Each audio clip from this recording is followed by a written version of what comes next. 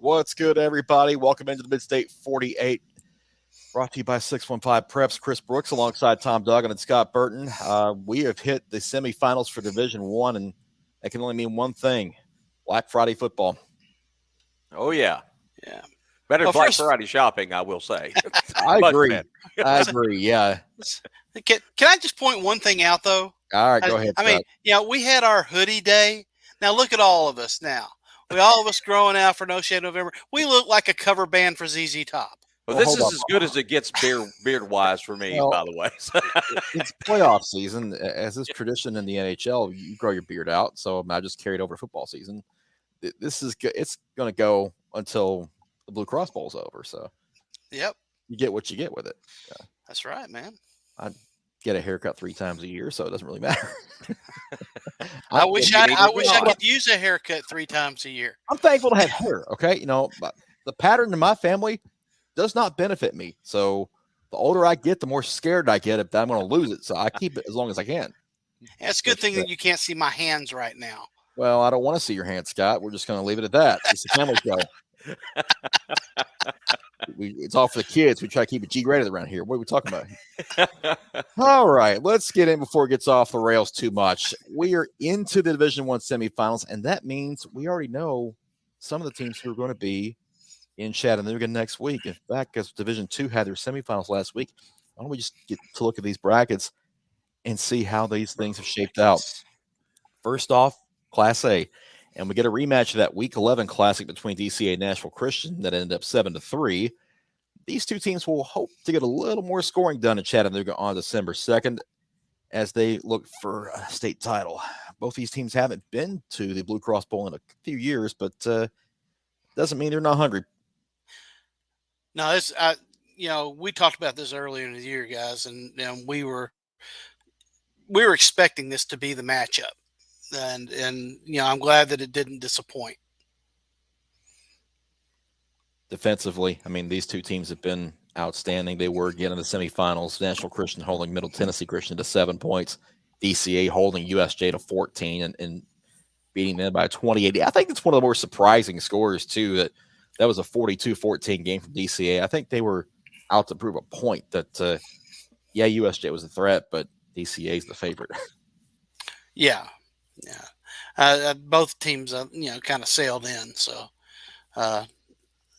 it's going to be a good matchup. I'm like you. I don't expect another 7-3 matchup here. No, I think we're going to have a good Thursday in Chattanooga at the Blue Cross Bowl, and we'll get to that schedule in just a bit. But let's flip it over to Double A real quick and see that, again, another rematch. CPA Lipscomb Academy, like we all expected, and they're going to be in the championship game again. Lipscomb Academy shut out Davidson Academy. CPA didn't have trouble with Los Ann either. So, and this one's going to lead us off. It's going to be a fun Thursday with these rematches. And in hearing from Ingle Martin today, they had the teleconferences with the Division II coaches. That's a group that I think has a chip on its shoulder and kind of feels like the hunter instead of the hunted, and for good reason. The way Lipscomb Academy's beating everybody all year long, they kind of feel like the underdog coming into Chattanooga. Well, and guys, as well, they should. I mean, let's go back to October 22nd, and Lipscomb Academy just took CPA to the absolute woodshed, 38-0, and Alex Broom just, he might have made Mr. Football Finalists just from that game alone, as he just, ran rampant over that. So I feel like CPA feels like they've really got something to prove here, guys, and Lipscomb Academy's hungry for a title. I look for a good rematch here.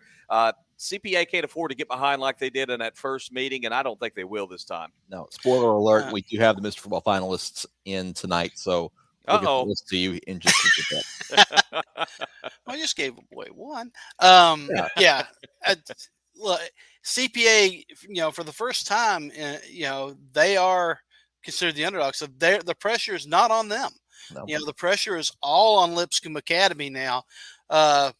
But that Trent Dilfer is going to have his team ready, that this has been the focus all along. I find it, I don't think they'll fold. I think that it's going to be an incredibly hard fought game. And I'm excited for this one. Yeah, for sure. In AAA, the bracket shapes out like this, with McCauley taking care of JP2 in the semifinals, and NBA handling Christian Brothers. It's undefeated McCallie and 9-3 NBA to close us out on Thursday in Chattanooga. A rematch of the championship game from 2 years ago when Marcel Reed started as a freshman for the Big Red. Yeah, NBA's playing. I know McCallie is the favorite here, but NBA has been playing very, very well in the last few weeks, and their defense has really stepped up.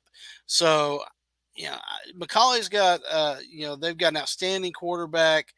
NBA, though, I think that their defense is improving. I look for another good game out of this one. Yeah, don't forget these two teams met back on September 3rd. I know it's been a long time ago. It seems like now, but that game was a shootout then, 34-31. And will we see more of that? I think both defenses have been playing better since that point. But I tell you the truth, guys, I kind of was surprised McCallie handled JP2 as soundly as they did in that semifinal game. So I still expect a pretty good ball game between these two. They've shown us once already. And like you mentioned, the rematch from a couple of years ago. Yeah, that was the game that put NBA in a 1-3 hole, and they've gone 8-0 since then. So the Big Red rolling into Chattanooga for the championship game. Here's how that schedule looks out. The Blue Cross Bowl in Chattanooga at Finley Stadium, Thursday, December 2nd. The AA championship game kicks us off at 11 a.m. Eastern, 10 o'clock Central. Make a note of that time. It's an hour earlier than normal now that they've gone to Chattanooga. DCA Nashville Christian has the afternoon slot at 3 Eastern, 2 Central. And the nightcap at 7 Eastern, 6 Central is McCallie against NBA to cap off day one of the Blue Cross Bowl championships in Chattanooga. Yeah, it's a fun schedule. I'm looking forward to Thursday. That's going to be a fun day of football. Oh, yeah. Yeah. Well, let's keep on going. Let's start in 1A real quick with the way the brackets have come out. South Pittsburgh ended Gordonsville's run in the quarterfinals 44-14. That game was 14-all for a while, and then South Pittsburgh exploded to a 30-0 run to end that game and put the Tigers out to end their stellar season in the quarterfinal round. They'll head to Cloudland for that semifinal. On the other side, it's Peabody traveling to McKenzie for that semifinal to see the other spot in Chattanooga. Over in 2A, Trousdale County shut out Watertown 23-0. I was at that game at Watertown, and it was as dominant as that score represents because Watertown offensively couldn't get anything going. And Bryson Claiborne, 188 yards and 3 touchdowns on the ground. I caught up with Bryson after the game and chatted with him for just a moment. Big night for you guys. I know week 11 was unfortunate with a loss to Watertown, but you guys came back here on a mission. What did tonight mean for this program this year? I think it's a big win. I'm glad we're able to come out here and beat them and take care of business and get to the 4th round. Now, not just beat them, but a shutout too. I mean, the defense obviously did a great job, but let's talk about that offense because, I mean, you had a big night on the ground.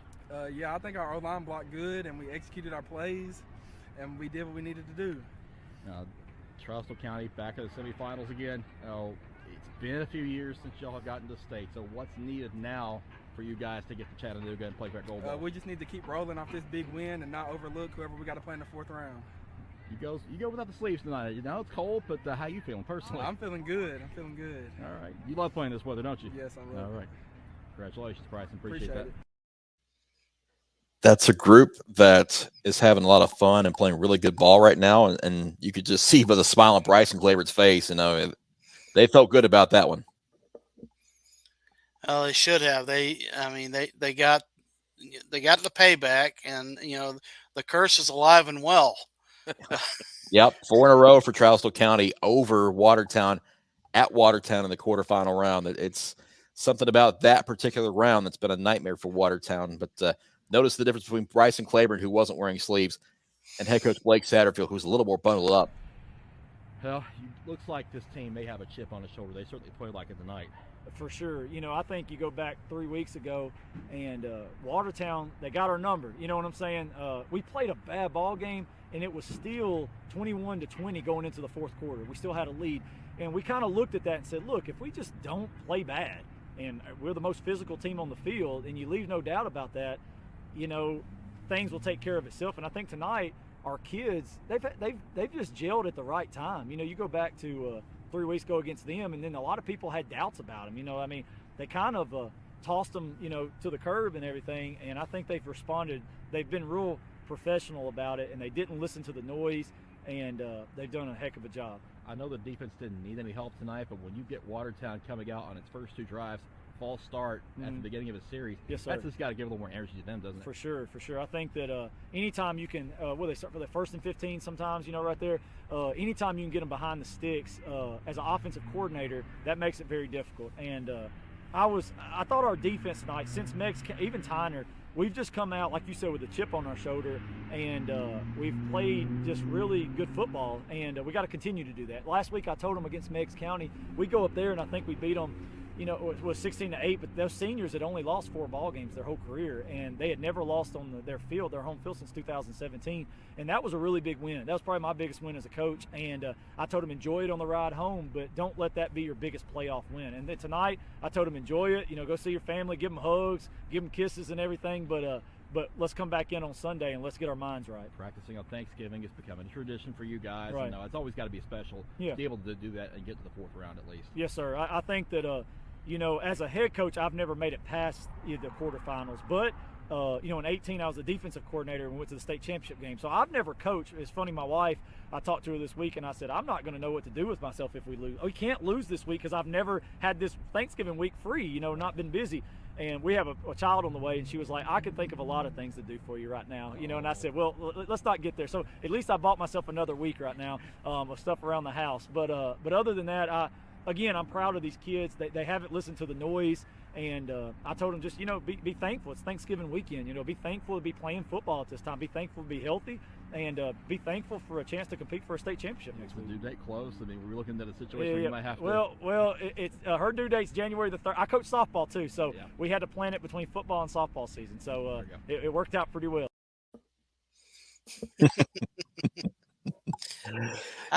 Blake Satterfield, a little bit more dressed up to cover everything up. I tell you, looking at these 2 teams, Hampton and Trousdale County, you look at these teams and they are carbon copies of each other. They're both run heavy teams.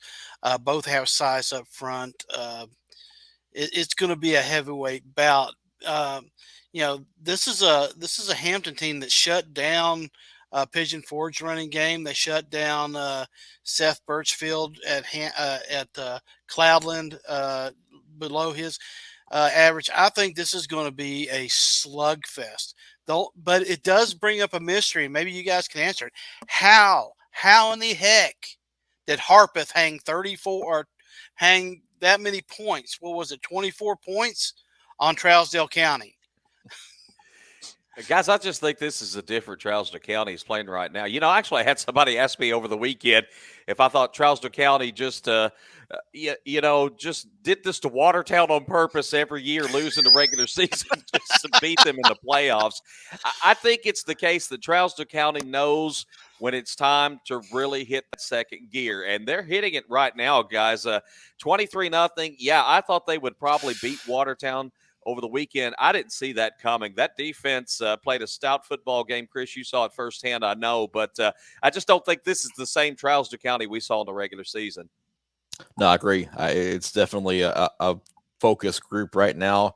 They've been in this situation before. It's a veteran group. Taking a long bus ride, it's nothing new for them. So I would expect them to go to Hampton fully focused and confident and believing they can win. And a very real chance we could see them get to Chattanooga for the first time since 2018. Let's see. Let's move on to Class 3A real quick, where we've got East Nashville knocking off White House 17-13, and the Eagles make their first semifinal game in school history. They'll host Dyersburg, an unbeaten 12-0 team, in that semifinal on the western half of the bracket. The other semifinal has Giles County going to Alcoa to get the other spot in Chattanooga. As East Nashville's defense has been really good the last 6 weeks, and Dyersburg comes in here an undefeated, confident team. But do you think East Nashville has the horses to keep this run going and make some more history for themselves? Well, both of these teams play excellent defense.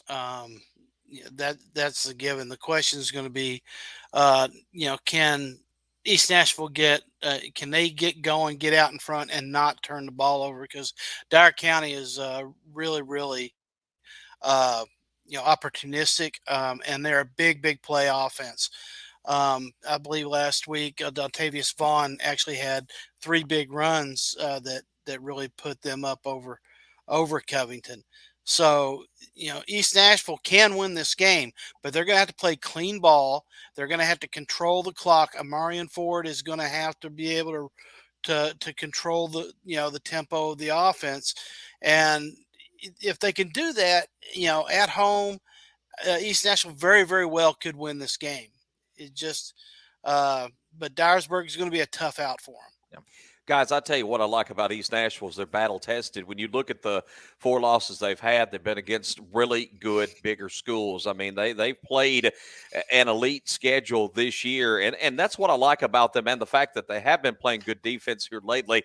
I'm always big on defense, and you look at records, a lot of people would automatically look and think Dyersburg's the much better team here. I think this is going to be a battle, and let's not sleep on Dyersburg, by the way. They didn't get to 12-0 by accident, and they've beaten that Covington team twice this year, and that's a really solid Covington team that they've had to beat twice to get to this point. Yeah, and the second one went to overtime as well. So they had to take a little bit more to get to the semifinals. So don't know if that'll make much of a difference, but just another note there. Yeah. And we'll be covering this game as well, right, Chris? Well, Scott, you will be there if I'm not mistaken. Yep. I believe that was on I think those were the orders you gave me today. Well, we'll not call them orders. So it was just like, there's your assignment. Assignment orders. Boy, we're splitting hairs here, aren't we? I would try to be let me ask you, going up to that Alcoa game, correct me if I'm wrong, but this is going to be this is going to be Coach Rankin's 7th gold ball on a row. Is that right? I believe that's correct. Yeah, if that's they've won 6. They've won 6 straight, guys. If you believe that, and I think it's 7 of the last 8 for Alcoa, 19 in a row, and they've get this. They have won the championship every year since 2000, except for 01, 02, 03. 11, 12, and 14. That's how dominant Alcoa has been in this millennium. They have owned their division of high school football. It's crazy. Yep. We are witnessing a literal dynasty with Gary Rankin's bunch at Alcoa. That's just what it is right now. On to 4A.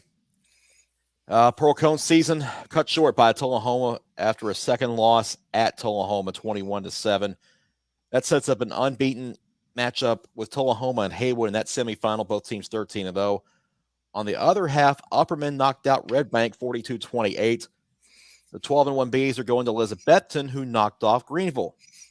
So kind of a surprising semifinal in that particular half of the bracket, Tom. But you've been talking about how well Upperman has played most of the year, and they pulled it out at Red Bank. Week after week, it seems like Upperman has. People just keep counting them out, and I don't think a lot of folks thought they were going to go down to Chattanooga and beat Red Bank. I mean, just a couple of years ago, Red Bank ended Upperman's season in the quarterfinal round, but there's something a little different about this Upperman team, it seems like to me, and it stems back to their coach, Adam Kane. He's just got an edge and a grit to himself, and his team plays like that. They've been running the football exceptionally well. I think one big key statistic last week, and this was by accident, not by purpose, according to Coach Kane. Time of possession, they owned the football almost 36 minutes to just a little over 12 minutes for Red Bank, and they've been able to run the football with a great deal of success. I believe it was 9.9 yards per carry or yards per play from offense last week. So this Upperman team's playing really well, but Elizabethton, guys, let's not forget, 2-time defending state champions, and I believe they lost to Greenville by 30 earlier this season, and then they come back and win a really tough, gritty defensive battle in the quarterfinal round. I really like this football game coming up. I think it's going to be a good one. Yep, should be. Yeah, I think that it's going to be a test that Elizabethton hasn't really seen. I mean, I know that they avenged their loss to Greenville, but their quarterback Bryson Rollins is over 1,600 yards passing or 1,500 yards rushing. He's going to be hard to stop.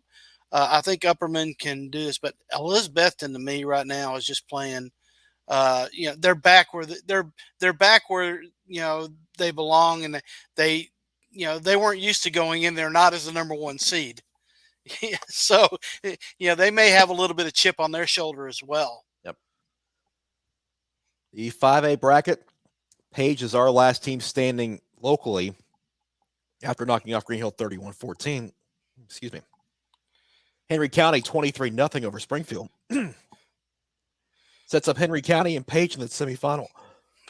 Well, that Page team, that was a surprising result there. The Green Hill Page game. I was at that game, and it really, it looked like the score is a lot greater than what it really was. Green Hill was in that game until late in the game. But that being said, Jake McNamara had a tremendous game. He just managed. They didn't ask him to win it, but they asked him to go out there. They just drove the ball, kept the ball, did a good job of keeping Green Hill's offense off field. Their defense, though, I want to talk about Page's defense because, for all last year we're saying, boy, if this team ever really gets it going on defense, they may be hard to stop. They were, and their defense is peaking at the right time. And then speaking of defense, you look at what Henry County did to Springfield. So this is going to be a really, really good game. I think it's going to be, can Henry County stop Page? But Henry County's they've scored like 56 points in the last 3 games. I mean, that's what they averaged. They've got 2 good backs. They've got a great quarterback in Dameron themselves. So this could be a shootout, or it could be. I mean, there's no telling where this game's going to go. That other semifinal, though, by the way, Powell at Knoxville West could be really good with those 2 teams going nose to nose, just about 4 miles apart. Oh yeah, especially when you have the one of the top prospects in the state in Walter Nolan III. That's that him going up against the running attack of West is going to be that's going to be well worth the price of admission. Yeah. Take a look at 6A real quick before we close out this segment. 3 of the 4 teams are 13-0. That's just how good these 6A teams have been this year. Oakland headed to Maryville. We'll talk about that in the next segment, as well as Summit at Hendersonville. Guys, the semifinal round could be a lot of fun to watch, especially at Oakland Maryville game. Quick thoughts on that one before we head out. Well, guys, Oakland and Maryville seems like they play every year at this point. We're just kind of gotten used to it now, and I believe the home team has won this thing 6 years in a row. Is it going to be 7? Maryville would like to think so, but I think Oakland's got a lot to say about that. They've looked as good as any team that we've seen all throughout the season. And one thing I want to go back and revisit, I think I said a couple of weeks ago, would people have the perception that Maryville-Oakland would be the faux championship game, if you will, in the semifinal round? I don't believe that at all. Summit has been a great football team throughout the course of the season, and Hendersonville is playing well too. If Hendersonville can beat Summit, they've certainly earned a trip to the Blue Cross Bowl. I think whoever comes out of Summit Hendersonville and whoever comes out of Maryville-Oakland, I think we're going to have a good, solid 6A championship game. These are 4 really good ball clubs. Yep. Yeah, I think these teams are meeting in the semis for the 8th consecutive year, if I'm not mistaken. Yep. And the home team hasn't lost a playoff game between these guys. No, I'm sorry, Maryville hasn't lost a playoff game since 1999 at home. I believe that's the fact. So Maryville's got a lot up against them, but I think or a lot in their favor. And their quarterback Carson Jones is really, really good. But I think that Oakland's defensive line, Oakland's defensive line and their defensive backfield are good enough to get pressure on the Maryville quarterback, force them into some mistakes. I won't be surprised to see a pick 6 by Oakland. I wouldn't be surprised to see a special teams touchdown win this or put somebody out in front. Oakland does both of those things well. So I think Oakland really just hits in all phases. That's why I think that they've got a little bit of a leg up in this one. Now you look at Summit. I'm with you, Tom. I think that Summit is good enough to play with either of those teams on the other side of the bracket if they don't drop the ball against Hendersonville, because Hendersonville is not a team you can look past. They have too much team speed. Their quarterback plays well. Coach Beasley's going to have his team ready. I think that this is a very worthy spotlight game for us, Chris, and I think that it's going to be a very, very exciting game. Yeah, let's go back to Oakland Maryville for just a second. In that series, the home team has won every game but one, and that was Maryville over Oakland back, I think, in 2014 before Kevin Creasy came on. So Oakland has never won at Maryville. That's something else that's historically working against them, but that's one thing that they can certainly overcome. Before we get to the break, let's hear a little bit from our friends at Innovate Medical, and then we'll come back and talk about some Mr. Football finalists.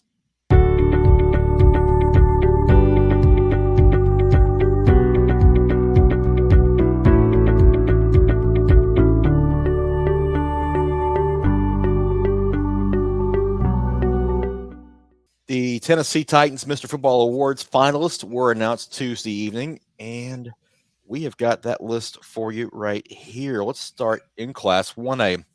Khalid Ganaway from Peabody, DeAndre Kelly from South Pittsburgh, and Marquez Taylor from McKenzie are those finalists in 1A. The 2A finalists, Cameron Huckabee from Meigs County, Cameron Miller from Memphis Academy of Health Sciences, and Ty Simpson from Martin Westview are the 2A finalists. 3A finalists are Alcoa's Caden Buckles, Waverly's Jacob Dooley, and Loudoun's Keaton Herrig. In 4A, it's Barryon Brown from Pearl Cone, Mason Gudger from Greenville, and Caden Pope from Hardin County. In 5A, it's Deshaun Bishop from Carnes, Jamarius Brooks from Memphis Central, and Walter Nolan III from Powell. 6A finalists are Jordan James from Oakland, Destin Wade from Summit, and Keaton Wade from Summit. Division II Class A, it's DCA's Bradford Gaines, USJ's Steele Haynes, and Josh Strickland from Nashville Christian as those three finalists. Division II AA has Alex Broom from Lipscomb Academy, CPA's Langston Patterson, and Lipscomb Academy's Luther Richardson as the three finalists. While AAA has Christian Brothers Dallin Hayden, JP2's Kenny Minchie, and Macaulay's William Riddle. And the three finalists from Kicker of the Year across all classifications are Stewart's Creek's Upton Bellenfant, Tullahoma's Justice Chadwick, and Brentwood Academy's George Laster. Guys, we look at these lists. Did anybody surprise you that was on this list that maybe you didn't think would be, or maybe you thought somebody that should have been on here? Well, one name jumps out at me that I thought might make this list that did not, and it's no slight to anybody that made the list, but that was Raymond Blackburn from White House. I thought that he has just consistently put up incredible numbers, and he's a player that plays both ways. To me, he epitomized everything that there was in Mr. Football. Now, not seeing everybody play and not seeing everybody's stats, I'm not, I wouldn't begin to second guess the people who voted, but it's just a player that I thought, based on the numbers that I saw, would have been on that list. Yeah, I think maybe a Jake McNamara, but then when you look at the 5A guys, it's such a crowded field there, and some worthy candidates there. But a young man like that that's had such a great season and not get the opportunity to be a finalist, but again, such a crowded field, you run into that from time to time. And I think we all wondered, would Barryon Brown be a Mr. Football finalist for Pearl Cone? He missed the first game of the season, of course, and had a couple of games out due to injury as well. But we all know the impact that he makes when he is on the field, and I think that's what earned him, as much as anything, a finalist nomination for Mr. Football. Yeah, for sure. And Right. those finalists that they will be at the awards luncheon on December 7th in Nissan Stadium. It's where the finalists and the winner will be named in each of those classifications. A big mid-state flavor to those this year as well, with several of the classes having at least two finalists, and in 6A and Division II AA, all three finalists are from the mid-state area. So Yeah, one that I was really glad to see was that both of the Wade boys made it. That they didn't split hairs with that. I thought both of them were deserving, based upon the roles that they play on their particular team. So I thought that, the fact that they both made it was not a cop out. Yeah. It was because it would have been real easy to put one of them on there and then put somebody else. I think that showed some real integrity on the people that made that list. Yeah, good point there. Like I said, Mr. Football Awards on December 7th. We'll have the winners there. We'll be there to cover that and talk to the winners as well of those awards. Let's switch gears and move into the semifinals. I just want a couple of questions real quick. First off, which game are you looking forward to the most? Game I'm looking forward to the most is Oakland Maryville. I mean, to me, that they're very evenly matched. I think that game has storylines on storylines, and it's going to be really interesting to see if a team like Oakland, who's been at the top of their game all year, can go to Maryville, and with all these things against them, every voodoo doll, every record, every trend against them, can they go up and break so many of those things and come out with the victory?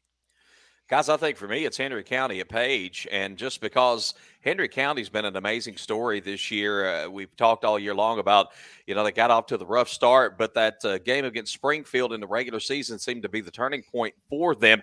And even though they lost that game, last week they got their revenge at a shutout victory over Springfield to move on to play Page. And most people would count out a 5-loss team, but I tell you, Henry County's playing some really good football. And, Page, can that offense, so what can they do against that Henry County defense? How will Page's defense fare against Henry County's offense?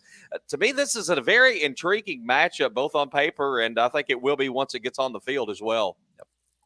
I want to see the Dyersburg East Nashville game just because of the way East Nashville has played defense all throughout the second half of the season and the postseason. They scheduled tough teams in 5A, 6A Division II for this reason. They wanted to be able to play in November and play in these big games, and they're reaping the rewards for that right now. So it's an energetic group.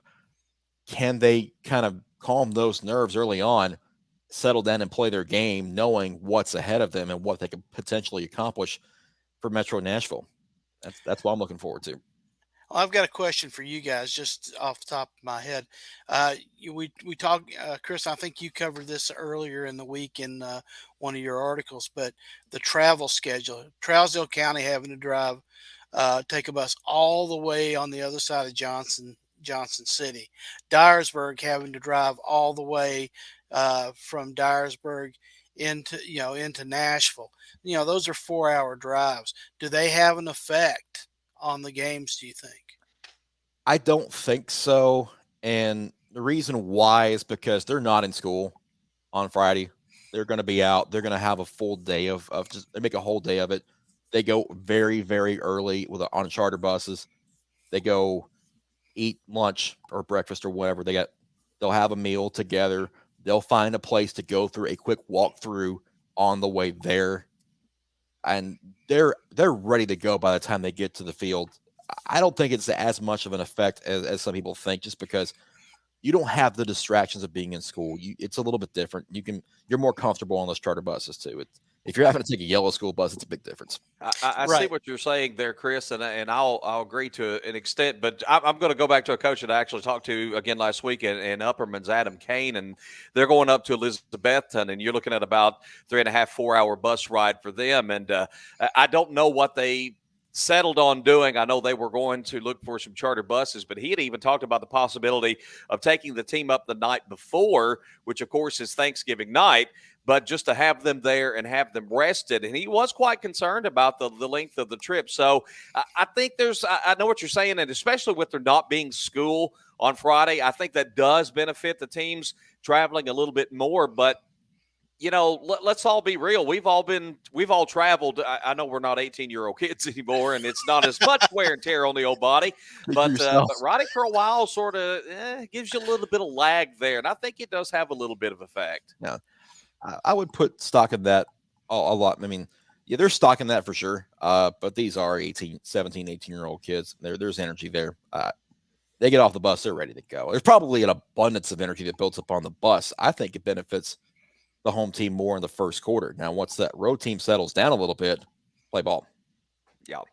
So, no, it's an interesting discussion for sure. I mean, you may get different answers from different coaches too, depending on if they've had to deal with that before and how they handled it and how the kids handled it. I mean, at this point, the better team should win anyway. Yep, I agree. So, but yeah, that's a good question, Scott, because when we get in the playoffs, we get some of these long road trips, and that's why I like to go back and see the travel distances and the times, because it's kind of a point to the fact that we have too many classes in this state, and these travel distances would be cut down quite a bit if we were going back to, say, 5 classes in Division I as opposed to 6. But that's a question for next year because it will be on the table. Real quick, one more thing. Anything else that stands out in your mind about these semifinal games before we get out of here? One thing that I noticed in kind of doing some notes today, you got a lot of teams that have been there against a lot of teams that haven't. And I'll use South Pittsburgh Cloudland as a good reference. South Pittsburgh's won 5 state championships, and that's been since 2010 since they won one, but they've been in 12 title games. You've got Cloudland, who's been in 1 title game. You got a Peabody team who's a 3-time defending state champion. McKenzie, they were a runner-up in 2007. Same thing, goes for Trousdale County and Hampton. 9 state championships for Trousdale County. Hampton's been in the playoffs every year since 2004. But, their deepest run has been to the semis as recently as 2015. One thing that does stand out, will that make a difference this year? And, of course, the faces are different, especially as the years go by. But there's just something about the tradition of a program that seems to carry on. Will that make a difference? I'm kind of interested to see. Yeah, it's a very good point. The tradition of a lot of these programs, you talk about the Alcoas, the Maryvilles as well, the Oaklands. I mean, they're building theirs right now. Mm-hmm. So, yeah, those are some great points there for sure. Guys, we've got 2 weeks left, and Tom has a 4-game lead on the fans, and it looks like that's a commanding lead now. Yeah. 91 lead for Mr. Duggan last week, so congratulations. Yeah. Wow. Well, I always try to figure out on Friday night how I've done, and I keep thinking I've done worse than I actually have, but yeah, not bad. I'll take 91. It seems to have worked for you this year. You've got something going there, so I got to figure that out. Scott, you jumped me into 3rd place. I'm not happy about that. Yeah, I was going to say, is that a typo? That is not a typo. But there's more. We pick every game for the entire season with our area. Oh. And seeing as I'm running this thing, I might as well just put the whole season up just to know how that's going. I knew there had to be a caveat somewhere. A little bit different. Tom's in 2nd place behind me by 11 games, but there is enough time. But we know who's out front where it actually counts, guys. Well, yeah. I'm impressed with Drake with those 23 told you so's there. Look at that. I know. He's willing to go pick some of those games, but I think there's a correlation here. He's willing to pick some of these teams that maybe he probably shouldn't, and sometimes it works out, but more often than not, it doesn't. That's why he's sitting in 4th. 56 games back. Yeah. But if he was playing the odds, he may be cleaning up. We don't know. For those of you listening through our podcast, we've picked 629 games this year in our area, which is a lot. And I'm shooting for 80% for the season. I don't think I'm going to get there. I'm going to fall a little bit short, but it's not been. It's been pretty good for everybody this year. So without further ado, let's jump right into the picks, and we're going to start in the semifinals with the ones. Well, actually, let's go back and recap the last round first. A lot of red. Oh my gosh, a lot of red, and this was carnage. And poor Reggie. He missed a lot. Yeah. His first page, he's 0 for 5, and I think it's happened maybe once this year, but let's see. Scott, I hit up Tullahoma over Procon. So, at the first time he has told us so, and on this show this year. Number 1. Better late than never. Yes. Yeah. Hey, Yeah, exactly. Better late than never. Page 2, a lot better. Tom had Henry County over Springfield. Yeah. Everybody else had the Yellow Jackets, and everybody got most everything else right, with the exception of Drake and Reggie missing on Middle Tennessee Christian in that Division II semifinal. It kind of looked a little better in the second page, but let's get into the semifinals. And we're picking all 12 of the Division I semifinals this week. The ones not in our area, we'll start with them first. In 1A, South Pittsburgh at Cloudland, we have South Pittsburgh across the board. I think we're all in agreement there that the Pirates, after beating Gordonsville like they did, should go up to Cloudland and take care of business up there. Peabody and McKenzie, a little more split. Tom, you and I and Reggie have McKenzie. Drake and Scott are on Peabody this week. So have some interesting ideas about that particular semifinal. I think the difference in this one's going to be the quarterback for Peabody, Sam Driggers. I just think that you got two Mr. Football semifinalists, in this game. Yep. So, I think he's going to be the difference. This is a team that knocked off Westview, this Peabody team. So that's the reason why I'm leaning that way. Speaking of Westview, we are on Westview at Riverside. You and Drake are on Riverside, and the rest of us have Westview. So, again, we're kind of split on that in that 2A semifinal. I think Ty Simpson shines in this one. I really do. Yeah, I agree. I think that was the difference maker for me there. Yeah. I understand that. I kind of went back and forth. I just like Riverside's defense. Yeah. Giles County at Alcoa, the 3A semifinal there, and then no question there. We're all taking Alcoa over Giles County. Although I do think Giles County may make this interesting for a while. I'm curious to see how that first half plays out. Can they keep it close and make Alcoa sweat a little bit? Because if they can, second half, all bets are off. But still, I've got Alcoa winning that one. The Tornadoes have been so good this year, other than the loss to Maryville. I don't see them losing this one. Upperman and Elizabethton in 4A. Drake and Reggie are on the B's for this one, but the rest of us have Elizabethton, the Cyclones, to win that one and get back to the Blue Cross Bowl. Elizabethton surprised Greenville last week a little bit and knocked them out. So anything in that little Northeast Tennessee triangle with Upperman or Elizabethton, Greenville, Anderson County, it seems like those three teams have been it in 4A for the last few years. I am a little surprised, though, because Tom has been in Upperman's corner most of the year. And I was going to say, guys, I'll tell you, Upperman's playing good football, and it's like other teams keep underestimating them each and every week. They're two-headed monster running back. You've got Jackson Rollins. You've got Terrence Dedman. Man, these guys combined for 350 yards on 45 carries against Red Bank last week. What worries me this week for Upperman, quarterback Ty Dutchess is going to be a game-time decision. He suffered a head injury early in the game against Red Bank last week, and as of today, whether or not he plays is still up in the air. That could be a big blow for Upperman in that game, and I'm really surprised Elizabethton. I thought Greenville was going to cruise into this game, but Elizabethton wasn't having it. And, heart of a champion, guys, when you start looking at teams like Elizabethton, they've won 2 state championships in a row. And we go back to Peabody, they've won the last 3. It's sometimes hard. It's like the movie Monster. You can't always kill them that easy. It's going to be a tough game. And I think if Dutchess plays for Upperman, I think this will be a ball game. Yep, and you add Alcoa to that group too, 2A, 3A, 4A, all those smaller classes. It's been the same teams the last few years, and not any different in 2021. The other 4A semifinal, Haywood at Tullahoma. Scott's on Haywood. The rest of us have Tullahoma. And I like the Tullahoma defense. The way they shut down Procombe last week, that impressed me. I know they've been unbeaten and they've been very good all year, but I needed to see it again for them against Procombe to really convince me that they're going to get there, and I think they will. And they may very well do it. I think that the running attack for Haywood with Ja'Kylon Taylor and I think he may have a big game. I think Mr. Football semifinals Jalen Lewis may have a big game in this one. I'm taking a flyer here just because I felt like it and because I need to get ahead of Chris or stay ahead of Chris, depending on which way you look at it. It is a strategic move, obviously. That's not surprising there.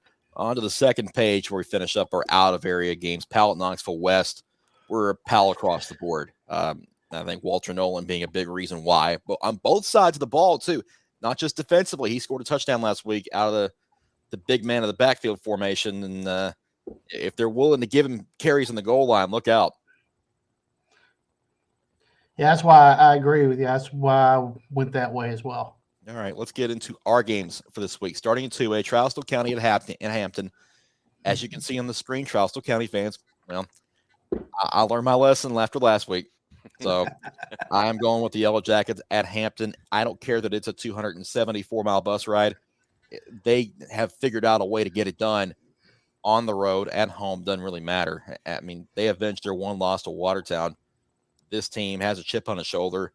They feel like it's good enough to get to the Blue Cross Bowl, and for good reason. I mean, Bryson Claiborne had a big night last week, and Blake Satterfield's playing good ball right now. They are, guys, but let me tell you something. I mentioned this last week on the show. Hampton is big. They've got some good size for a 2A squad. Across the front, they're 295, 300 across the board. So Trousdale County is going to have some size to contend with. I think in terms of speed and athleticism, Trousdale County has an edge there. But don't sleep on this Hampton team. I think I kind of took them for granted in the early rounds of the playoffs. But the more I've seen of this group, the more I've kind of become a believer, especially with that good size for a 2A team. Yeah, this game was a lot closer decision for me as well. And for that reason, I think that this team of any of them matches up well with Trousdale County.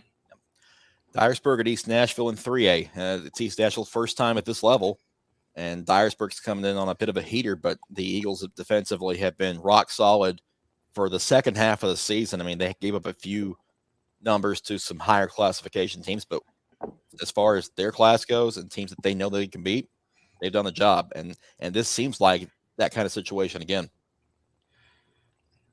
Yeah, I think East Nashville it definitely stands a chance. I'm going with Dyersburg just simply because this is a team that's put up a lot of points. They've beaten Covington twice.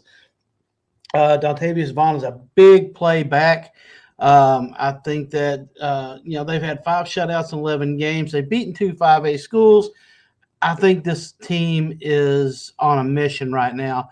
They do have a long way to travel. We'll see if that affects them coming into East Nashville. But I think that Dyersburg may just have a little bit more in the tank. Henry County at Page in 5A. Drake, Tom, Scott on Page. I'm with Reggie. I'm taking Henry County. The only reason that I had trouble with this game because Henry County has played so very well in the last 6 weeks. After that loss to Springfield in the regular season, they regrouped, and they're as dangerous as any team in that bracket. I've warned people about this for a while, that Henry County could really do some damage, and they have. And Page is the next on the list. Jake McNamara needs to have a good night and not turn the ball over because this Henry County team will make you pay for it. Yeah, this was a tough one for me too, guys. I've been on the Henry County bandwagon just because they have been playing so good of late, and their defense has played exceptionally well. They shut out Springfield last week. This was a tough one for me too, Chris. And to me, it came down to sometimes who's the best player on the field. Well, Jake McNamara looks like the best player on the field when you look at the entire matchup. But if that Henry County defense can force some turnovers, guys, it could be a long night for McNamara and company. But still, I got to stick with Page playing at home. I totally agree. In fact, in full candor, I actually changed my vote at the last minute. I was feeling Henry County. Just simply any team that holds Springfield to 95 total yards and only 5 first downs in a game is playing some very, very stout defense.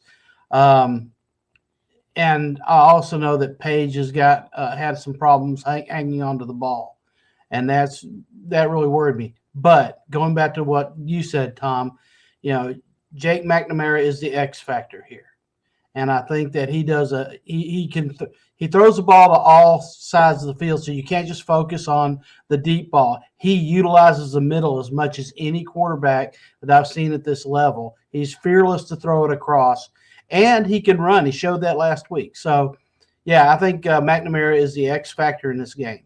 Yep. Oakland at Maryville is next. 4 of us are in Oakland. We get to see Reggie's pick right now. It's time for Reggie to make his pick. On the left, we have the Maryville Rebels, and on the right, we have the Oakland Patriots. We are awaiting his arrival now. What timing? He's thinking about it, and he has made his choice. Reggie has chosen the Oakland Patriots. There was no thinking about that on Reggie's part. That was quick. Yeah, and you know, I apologize for the high quality graphics there, but my printer went down. I got Oakland printed out, and Maryville didn't want to print out, so my printer may have known what Reggie was going to do anyway. Now that could be a bad sign. Yeah, Maryville's better than last year. I know they got blown out in the semifinals last year, and they're better than this year. But here's the thing: Oakland has played a tougher schedule. Yeah, they've been tested a lot. They passed every test so far, and they want to get over this history of not having won at Maryville, having not won a game on the road in the semifinals in a long time. So, to me, the better team's going to win this. It's Oakland. I don't think they blow out Maryville by any means. I mean, we probably are seeing a very close game in the fourth quarter. But this Oakland team is tested, and they're ready. They're ready for this. I 100% agree. I think that this is what they built this season for. This is why they scheduled CPA.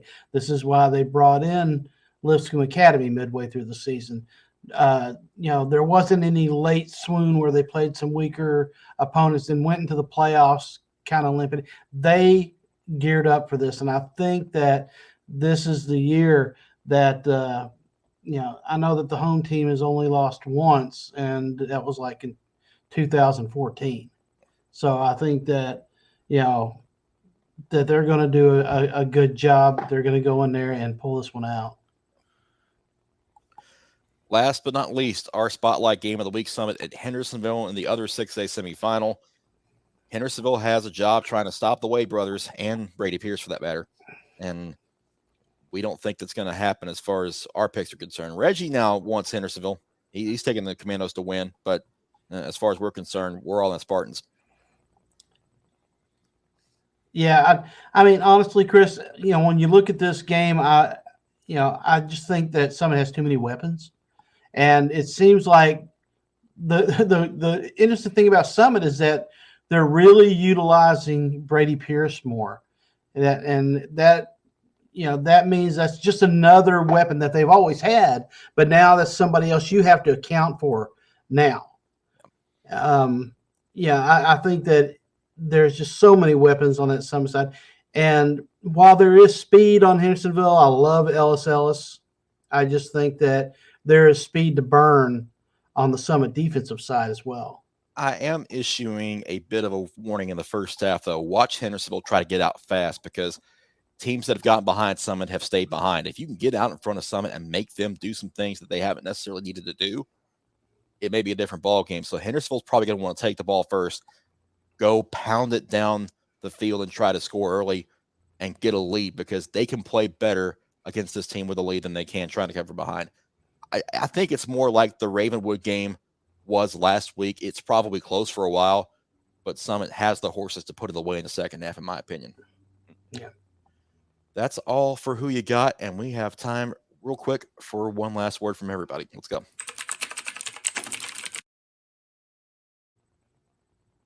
Who wants it first? Tom, I'm going to give you the honor.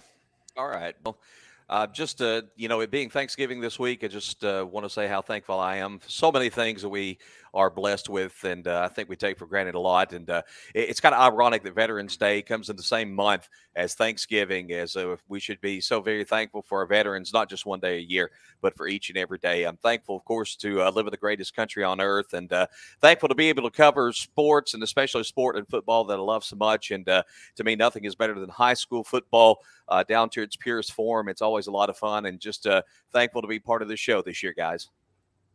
Scott? Definitely. This time last year, I was laid up with COVID. And then, a few days later, I was in the hospital. So I'm thankful this year that I'm healthy. That I've taken steps to try to protect myself. That I'm thankful for the doctors and the nurses that, not just for me, but that have fought the good fight every day. I also want to say I'm thankful for Tom, Olivia, Ryan, Noah, Chris, Kevin, Annette. Please don't let me have left anybody out. Chris. You're good. I'm thankful for this team here. They do a great job. They go beyond what is asked of them, and they're great people. They're great members of this team, and they're great people to hang around. And most of all, I'm thankful for you people out there who are supporting us, and thankful for your encouragement, your support, the prayers when I was sick, and everything else. Thank you guys so much. I'm thankful for all of you, because when we started this 3 years ago under a different name, albeit we weren't sure about how it would go, how it would be received in the community, how it would even run, honestly. And through 2.5 years now, I've enjoyed every minute of it. And it's because of those of you who have stopped and said, well, thank you for what you do. You guys do a great job. It's not lost on us. It really isn't. There have been days where I have wanted to shut it down. I've been frustrated about something, whether it be small or large, but I keep going back to those people who are willing to stop and say, hey, we understand, we see what you do, and we thank you for that. You guys do a great job. That fires me up and gets me going more than anything else. And I'm so thankful for the community that we're starting to build. And I say this importantly, starting to build, because this is going to be a long road for us to build what we want to build here. I'm thankful for everybody on this team who has helped out and pitched in their time and has been above and beyond anything that I could have expected when Scott and I started this 3 years ago. So from the bottom of my heart, thank all of you for watching, for listening, for the comments and stopping us along the way. Please continue to keep doing that, because that means a lot to everybody here. And from all of us, I want to say happy Thanksgiving, happy holidays. Enjoy the time off. Enjoy the time with your loved ones. Enjoy the football, because semifinal Friday is a special weekend. And from all of us at 615 Preps, for Tom, for Scott, for Olivia, Drake, Kevin, Annette, everybody who has helped us along the way, the freelancers that we've used, thank you. Enjoy the football. We will see you next week from Chattanooga.